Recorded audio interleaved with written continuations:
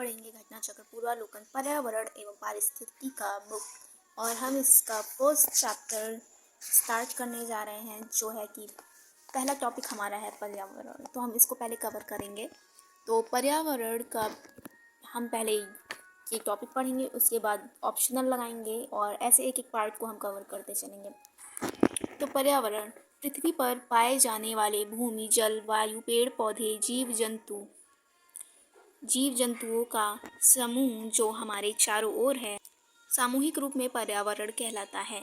यानी कि हमारे जो चारों ओर का वातावरण है, जहाँ पेड़ पौधे, वायु, जीव जंतु होते हैं, और हमारे चारों ओर का जो वातावरण है, हमारे चारों तरफ जो चीज़ें अवेलेबल है, जो चीज़ें पाई जा रही हैं, वो हमारे पर्यावरण के अंतर्गत आती हैं। पर्यावरण के ये अजैविक और जैविक संगठक आपस में अंतरक्रिया भी करते हैं। यानी ये आपस में जैविक और अजैविक रूप से अंतरक्रिया भी करते रहते हैं।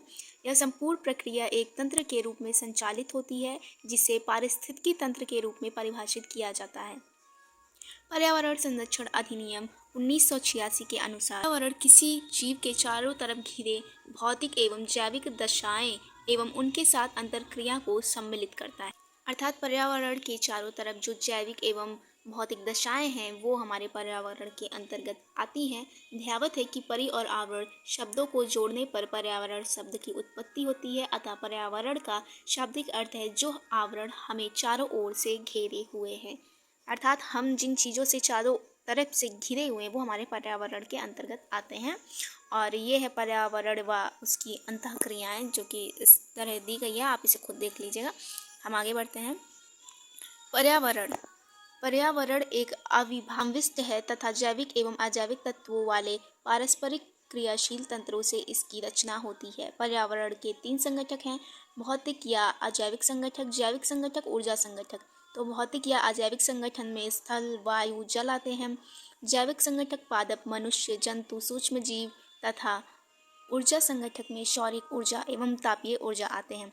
अतः पर्यावरण कई संगठनों से निर्मित एक संरचना है, जिसमें अर्थात पर्यावरण में हम स्थल को लेते हैं, वायु को लेते हैं, मनुष्य आते हैं, सौरिक ऊर्जा आती है। यह सभी जैविक और अजैविक अवयवों का सम्मिश्रण है, जो जीवों को चारों ओर से प्रभावित करता है। पर्यावरण के कुछ कारक संसाधन के रूप में कार्य करते हैं तथा कुछ कारक नियंत्रक के रूप में कार्य करते हैं। पर्यावरण को बृहद व लघु स्तर पर समझा जा सकता है। इसके साथ ही क्षेत्रीय तथा भूमंडलीय स्तर पर भी पर्यावरण की विभिन्नता पाई जाती है। ये डायग्राम है पर्यावरण व उसकी संरचना का, आप देख सकते हैं इसे। और अब हम चलते हैं ऑप्शनल की तरफ। तो पर्यावरण से क्या अभिप्राय है, अभी हमने पढ़ा है और अब हमें इसका आंसर देना है। इसके ऑप्शन है A, B, C, D में। तो पहला है A, भूमि, जल, वायु, पौधे एवं पशुओं की प्राकृतिक दुनिया जो इनके चारों ओर अस्तित्व में है।